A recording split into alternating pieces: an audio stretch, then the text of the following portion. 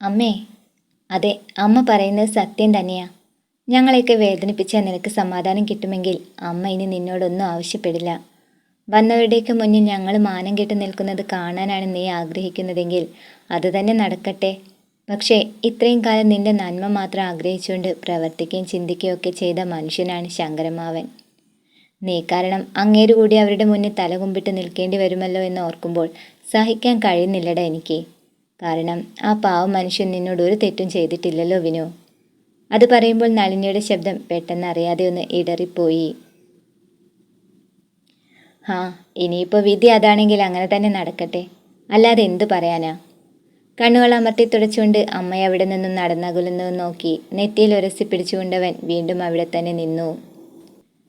മനസ്സിലൊരു പെൺകുട്ടിയെ വിചാരിച്ച് മറ്റൊരു പെൺകുട്ടിയെ താലി കെട്ടുന്നത് മഹാപാപം തന്നെയാണ്. എല്ലാം രേഷ്മയോടൊന്ന് തുറന്നു പറയാൻ കരുതിയിരുന്നതാണ്. എന്നാൽ പല തടസ്സങ്ങളും കാരണം അതങ്ങനെ നീണ്ടുപോയി. ഇനിയിപ്പോൾ ഈ അവസാന നിമിഷത്തിൽ എന്ത് ചെയ്യണമെന്ന് പോലും അറിയാൻ വയ്യാണ്ടായി. ഉഫ്. ശ്വാസമൊന്ന് ആഞ്ഞു വലിച്ചുകൊണ്ടവൻ രണ്ടു കൈയും ഇടുപ്പിൽ കുത്തിക്കൊണ്ടു നിന്നു. അന്നേരം ബെഡിന് മുകളിൽ നിവർത്തി വെച്ചിരിക്കുന്ന തൻ്റെ വിവാഹ വസ്ത്രത്തിലേക്ക് അവൻ കണ്ണെടുക്കാതെ ഒന്ന് നോക്കി നിൽക്കുമ്പോഴും അവൻ്റെ മനസ്സ് എങ്ങും എത്തപ്പെടാത്ത അവസ്ഥയിൽ തന്നെയായിരുന്നു.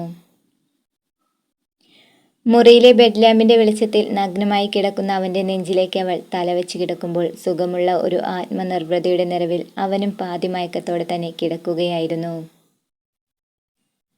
രുദ്രേട്ട, ഇനിയെങ്കിലും ഭാര്യ എന്ന് പറയുന്നവളുമായുള്ള എല്ലാ ബന്ധങ്ങളും നിയമപരമായി നിങ്ങൾക്കൊന്ന് അവസാനിപ്പിച്ചുകൂടെ?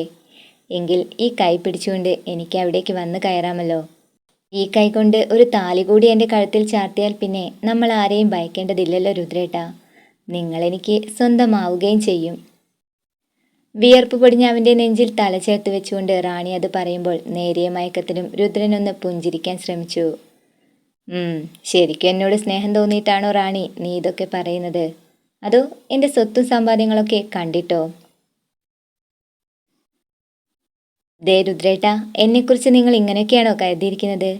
കാര്യം ഞാൻ ഒരല്പം മോശപ്പെട്ടവളാണെങ്കിലും നിങ്ങൾക്ക് മുന്നിൽ പാവിരിക്കാൻ തുടങ്ങിയതിൽ പിന്നെ ഈ റാണി വേറെ ആർക്കും ഇവിടെ കതക് തുറന്നു കൊടുത്തിട്ടില്ല.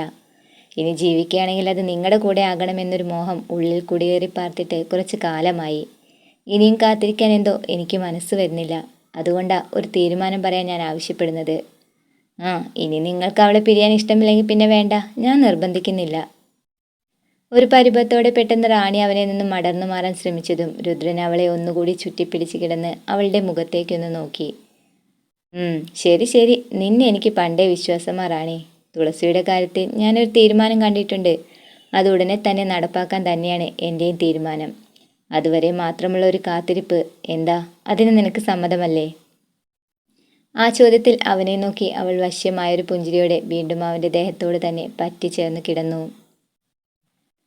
അമ്മയുടെ അടിയന്തര ചടങ്ങുകൾക്കും മറ്റും ചെലവായ തുകയുടെ കണക്കുകൾ ഒക്കെ പ്രകാശനും സാവിത്രിയും കൂടി പരിശോധിച്ചിരിക്കുന്നതിനിടയിലാണ് രുദ്രന്റെ ബുള്ളറ്റ് വാഹനം കിഴക്കേടത്തിന്റെ വീട്ടുമുറ്റത്തേക്ക് വന്നു നിർത്തിയത്. അവനെ കണ്ടപാടെ സ്നേഹം ഭാവിച്ച് സാവിത്രി വേഗം അവിടെ നിന്നും എഴുന്നേറ്റു നിന്നു.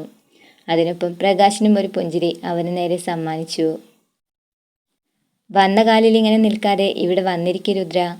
അതും പറഞ്ഞുകൊണ്ട് പ്രകാശൻ വേഗം തൻ്റെ കണക്ക് പുസ്തകവും പേനയും എടുത്തു വെച്ച ശേഷം വീണ്ടും അവനോടൊന്ന് പുഞ്ചിരിച്ചു കാട്ടി. എന്താങ്കിലേ, കണക്കൂട്ടലുകളൊക്കെ ശരി തന്നെയാണോ? പിന്നെ ശരിയാവാതെ? എല്ലാം കൃത്യമാണ് രുദ്ര. ഈ പ്രകാശിൻ്റെ കണക്കൂട്ടലുകളൊന്നും ഇതുവരെ പിഴച്ചിട്ടില്ല. ഓഹോ, അങ്കിളിന് അത്രയ്ക്ക് ആത്മവിശ്വാസമുണ്ടെങ്കിൽ കൃത്യമല്ലാത്തൊരു കണക്കിനെ കുറിച്ച് പറയാൻ വേണ്ടിയാ ഞാനിപ്പോൾ ഇവിടേക്ക് വന്നത്.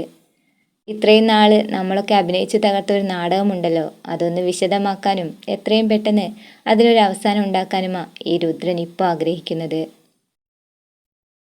അവൻ അതും പറഞ്ഞുകൊണ്ട് കയ്യിലുണ്ടായിരുന്ന ഒരു പേപ്പർ പ്രകാശിന് മുന്നിലെ ടേബിളിലേക്കൊന്ന് നീട്ടിയിട്ടു. പെട്ടെന്ന് അത് കണ്ട അമ്പരപ്പോടെ സാവിത്രിയും പ്രകാശനും പരസ്പരം ഒന്ന് മുഖത്തേക്ക് നോക്കുകയും ചെയ്തു. ഇതെന്താ? ഒന്നും മനസ്സിലാവാത്ത ഭാവത്തിൽ പ്രകാശൻ ആ പേപ്പർ കയ്യിൽ പിടിച്ചുകൊണ്ട് രുദ്രന്റെ മുഖത്തേക്ക് തന്നെ ഉറ്റുനോക്കി.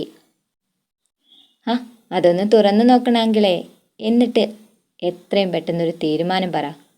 അവനൊരു പുഞ്ചിരിയോടെ കാലിന്മേ കാലും കയറ്റി വെച്ച് പ്രകാശിനെ തനിയൊന്ന് നോക്കിയിരുന്നു.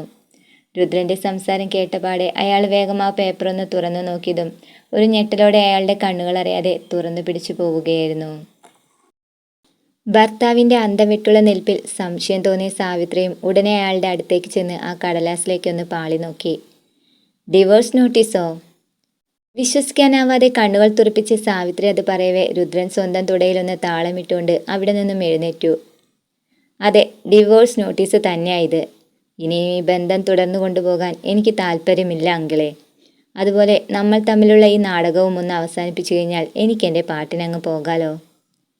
മോനെ, അത് പെട്ടെന്ന് ഇങ്ങനെയൊക്കെ പറഞ്ഞാൽ എങ്ങനെയാ?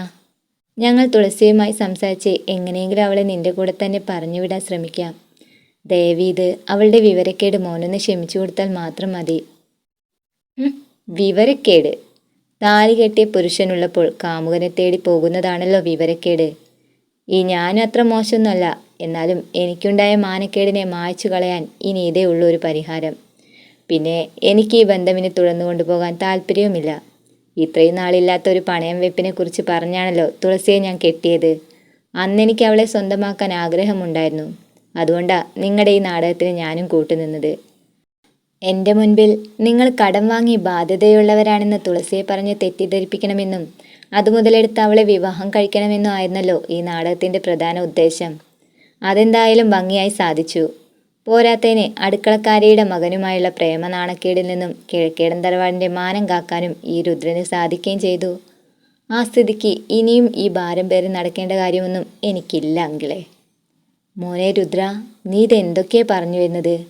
തുളസി എങ്ങാനും ഇതൊക്കെ അറിയാനിടയായാൽ പിന്നെ അതൊന്നും എനിക്കിനി അറിയേണ്ട കാര്യമില്ല. അവളിനി ആരുടെ കൂടെ പുറത്താലും എനിക്കൊരു പ്രശ്നവുമില്ല. ഇതുവരെ ആഗ്രഹിച്ചതൊക്കെ സ്വന്തമാക്കി ശീലമുള്ള രുദ്രന് ആവശ്യം കഴിഞ്ഞാൽ അതൊന്നും സൂക്ഷിച്ചു വയ്ക്കേണ്ട പതിവൊന്നും ശീലിച്ചിട്ടില്ല.